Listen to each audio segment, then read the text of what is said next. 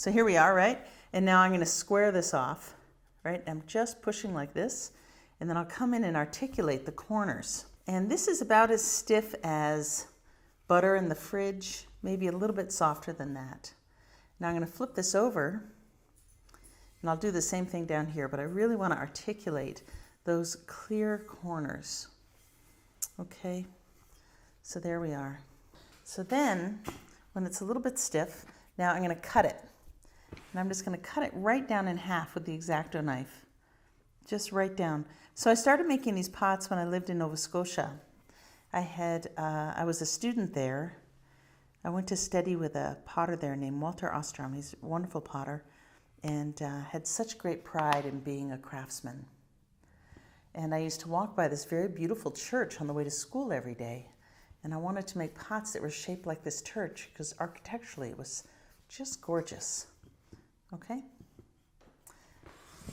And so it had these two little roofs on it. And I thought that was gorgeous. So now I'm going to take this pot and I'm going to lay it down on this slab like this. Okay? Just like this. Got it? And now we're going to just trace out the slab for it. And so when I was in Nova Scotia, I had just gotten my cast off. I had broken my wrist and I had a cast on for a long time. And so I had a very, my arm was very weak. And so I would only throw a couple of, maybe 8-10 pots a day, but I would spend a lot of time hand building each one. So that's where this technique came from. So here we have a slab, right? That's the right size.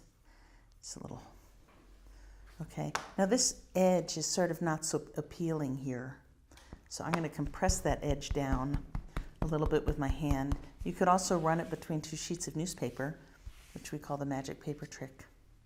But I think this works pretty well. And I'm just compressing that edge so that edge is really articulated. That flat slab is about cut and line and edge. And I want it to be a little bit more like the lip of the pot and less the cut in the pot. So I want to match this. Okay. So when I put it down on the table, it took a little bit of that moisture out. And so I'm just going to just a little bit back in there.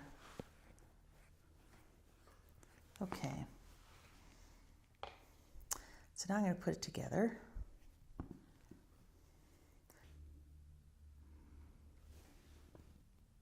So this is stiffer than this. This slab that I'm putting the pot on is a little bit softer. This is a little bit stiffer because it needs to hold its integrity.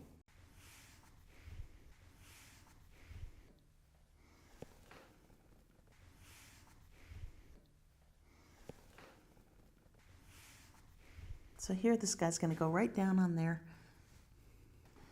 Okay, so we're going to get that second one down.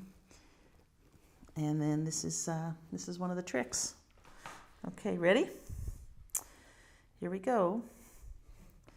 1, 2, 3.